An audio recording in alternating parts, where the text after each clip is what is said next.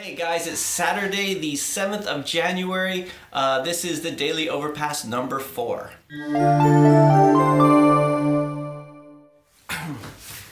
Okay, so it's Saturday. I've come into work on a few odds and ends here in the office. You see I'm wearing my Overpass hat, and I can tell you there's nothing cooler than having clothing with your own logo on it. I mean, my kids hate it when I wear this thing, so I really only wear it around the office. Anyway, today I wanted to talk a little bit about the kind of apps that I would never make, like having had a bit of experience.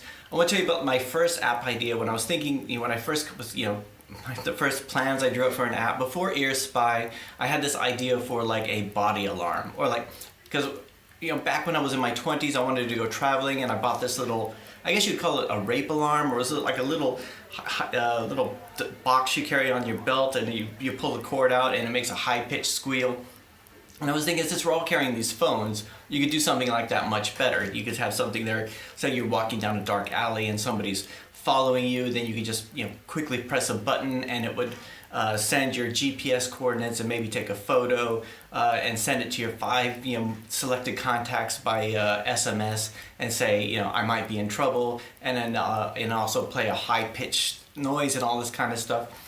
And it kind of made sense. I was thinking it would be kind of thing that you would give for your kids or something when they go out late at night or things like that, so you didn't have to worry about them.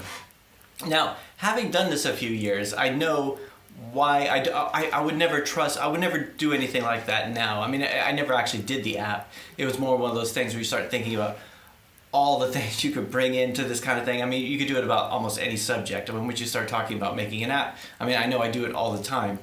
But this is the kind of thing where the reason I would never do an application like this is because it is so critical. You would be... One of the big problems I have with Android apps, especially Android apps, is that they crash all the time.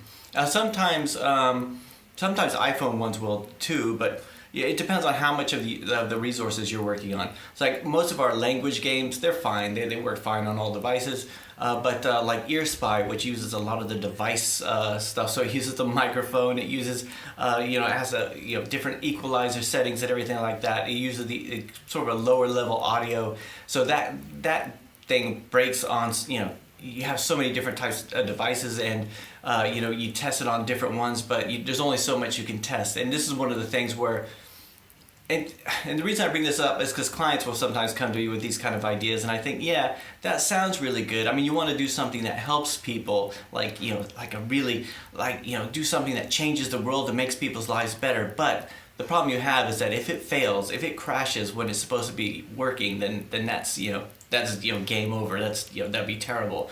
Like when I was working in investment banks, we work on big systems where if they went down, like millions of pounds would be lost or millions of dollars would be lost. But because they're on big mainframe systems, you have lots of backups and things like that. And that's one thing a phone can't do. A mobile phone just can't.